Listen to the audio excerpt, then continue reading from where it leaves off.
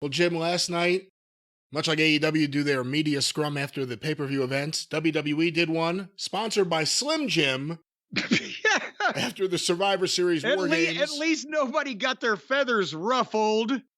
Well, there you go. They didn't have sponsorship over the press scrum, only the show itself. What the scrum sponsored by Ruffles Scrummels. Well, let's snap into a little bit of the scrum because Triple H talked about CM Punk. That was the one thing everyone wanted to hear about. So let's play some of this. We'll stop it along the way and talk a little bit about it. So the last thing I'm not mentioning, obviously, is the elephant in the room, but I'm going to open it up to questions because I'm sure somebody is waiting to ask that one first. All right, first question here in the front row. Emily May with Sportskeeda Wrestling. We all want to know, we just saw it happen. CM Punk made his return to WWE here at Survivor Series. How did that all happen? And what's next for CM Punk? Good question. Right? Not bad. Well, I was transfixed because this actually sounds somewhat like a legitimate press scrum might sound if you did it with people that are professional. It's still apparently Sportskeeda Wrestling. I don't know. Is that bullshit? I have no idea, but it sounds better and people are speaking more professionally and coherently. Well, speaking of which, let's now compare the coherency, I guess. Let's now compare how coherent. Let's apparently not be coherent about our coherent. Let's be completely transparent about our coherency. Well, let's compare how coherent Triple H is compared to Antonio Kanoki, who we hear draped in his red scarf during his media scrums. Here's Triple H's answer. So this is one of those things. Is that me? Excuse me. All right. Is this still working? Yeah. All right. This was one of those sort of lightning in a bottle moments that came together very quickly. But we are incredibly excited about it. You know, it's been a long time and in some ways been a long time coming. You know, you could say this about CM Punk. Love him, hate him, positive, negative, whatever you want to say. People talk about him all the time. He is a magnet for that. He is a conversation starter. And it's tough to look past that. And for me, if our fans want it, if the WWE Universe is excited to have it, then let's go. And we'll figure out the rest of it from there. This came together super quick. Let me stop it right there because I heard the first cackle. He's doing everything but say, I hate this motherfucker. But goddamn, that's how you hear that? Sell us some tickets. I mean, I've heard people have a more enjoyable, jubilant tone in their voice when they were on the toilet taking a shit. Yeah, I mean, that's the first thing that struck me was he's like trying to anything positive that will come out of his mouth. He's going to rinse with scope afterwards, but goddamn it, this is business. This guy's going to draw money. He'll rinse it with scope or perhaps a Slim Jim. Let's go back to Triple H. Which I'm sure is why it stayed very tight. You know, there's a lot of speculation at that point. It was nothing but speculation. For most of the time, it was speculation. It didn't really start to come to fruition until everybody stopped thinking it was going to happen. And then all of a sudden, it was happening. But extremely excited. See, he perks up when he starts talking about the deal. What are you saying? I'm saying he perks up when he starts talking about the deal because he's happy about the deal. He didn't really want to admit that there was any reason for anybody to want to see CM Punk, but he's happy about the deal. Now we're going forward here. I'm just saying you can detect an uplift in tone. Go ahead. A lot of time has gone by, almost 10 years, right? And if you are the same person you were 10 years ago, 10 years later, you've messed up.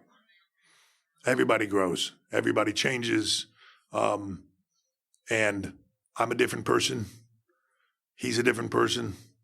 This is a different company. And we're all on the same even starting ground.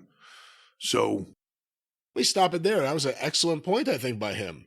In terms of, I'm sure it's a bit awkward no matter how long he talked on the phone to CM Punk before this. But maybe over time, it works out. They are different people. I mean, they're the same people, but you grow as a person, and it is a different company. It's not going to be Vince McMahon in the middle of anything right now. Yeah, and circumstances change, and sometimes the enemy of my enemy becomes my friend, and dynamics change. And Triple H was both. You could take that, depending on how you view the situation, how you view the personalities, you could take that as Triple H saying, well, Punk, he's changed, or you could also take it as Triple H saying, well, he's trying to babyface himself. I'm changing. I'm giving the guy another chance. I mean, but it's a masterful answer is what I'm trying to say. Even if it's Nick Khan decided he's going to do this because it is what, in his eyes, is best for business, and you had to suck it up and have a conversation, it may work out well.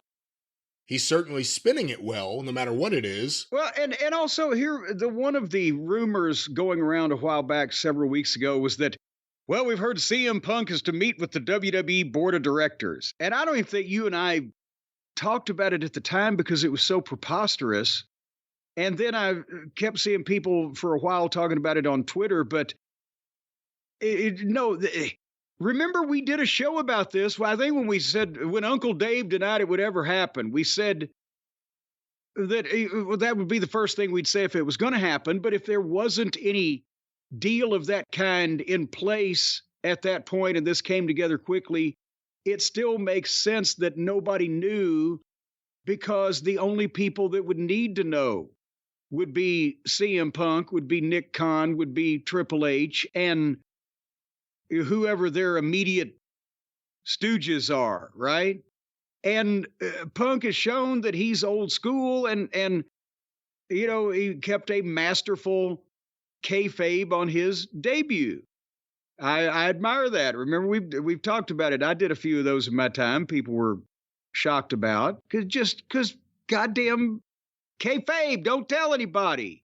Figure it out how you can get in and get out. It ain't that hard if you apply yourself. Nobody does. He has the pride to do that. Nevertheless, it would have been a small circle that needed to know about this. So, that's why it worked. Let's go back to Triple H. What's next for CM Punk? That'll be interesting, won't it?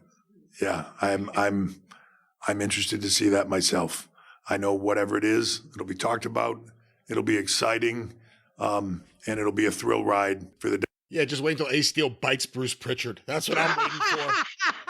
It'll be exciting. WWE universe, no matter what it is, and I'm thrilled. We're all thrilled to have him back here, and to have him back. Cliched to say, but have him back home in WWE. It's where he belongs.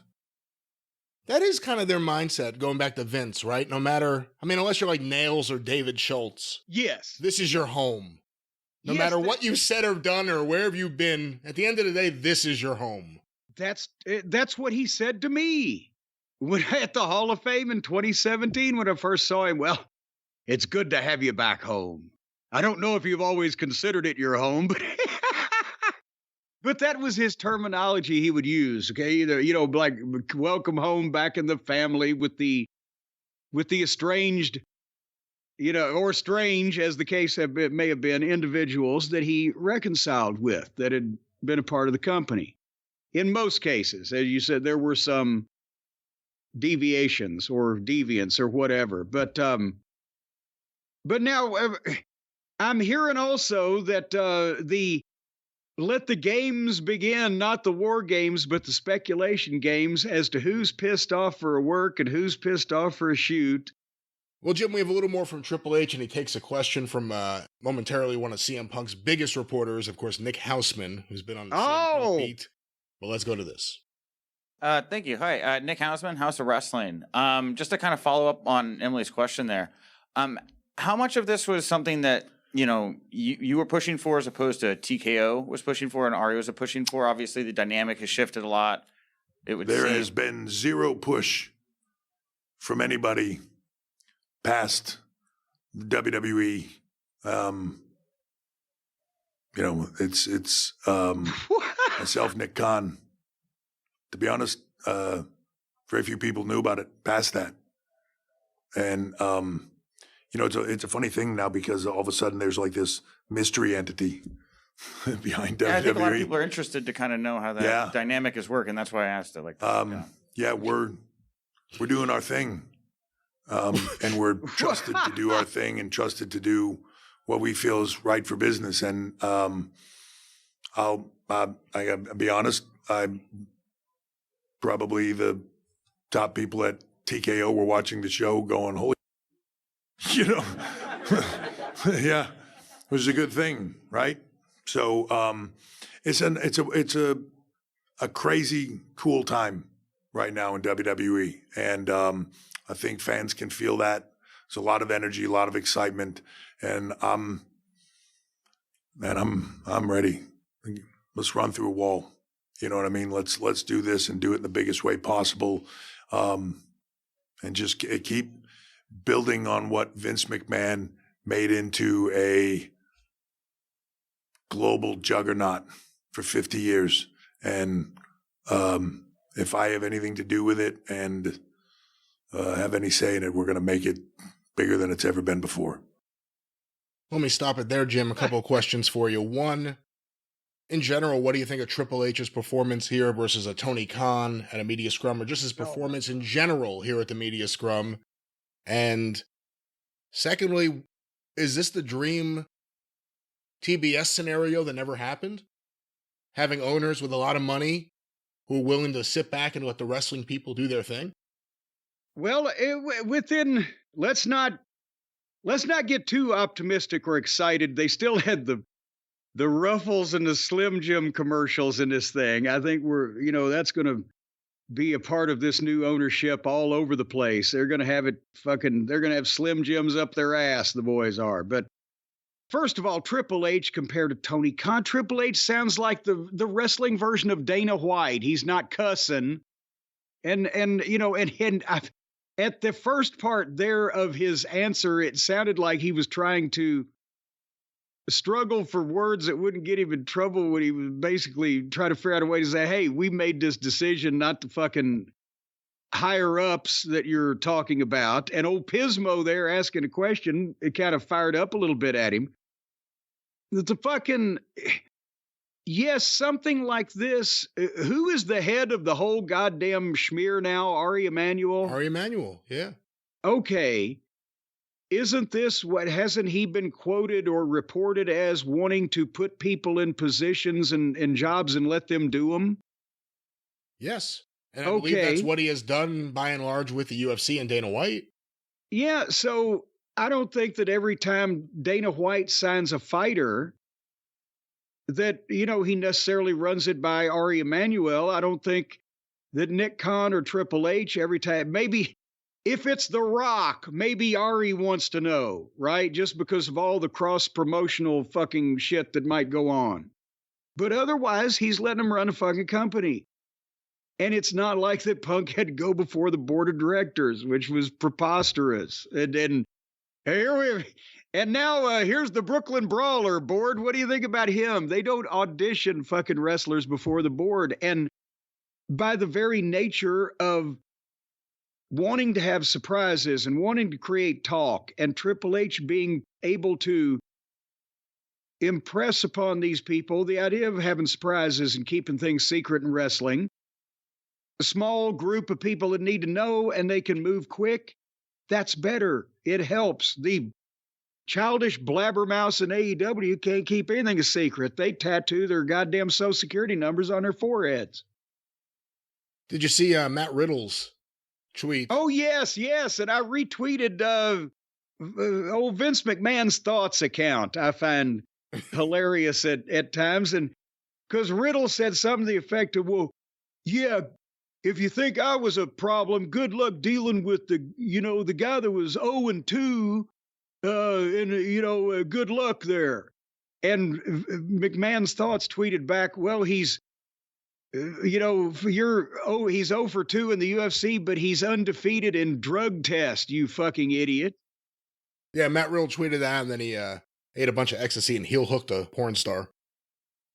And she reversed it, though, is the fucking problem. But anyway, so do we have more audio from, that Trips? That was the end of the audio. You know, CM Punk came up a few other times. Cody Rhodes talked about him being there. There are all these interesting dynamics. Again, what you talk about with WWE, you get excited about the possibility of things more than the actual matches in a lot of cases. There are so many possibilities right now. And some of them seemingly are playing out right before the fans.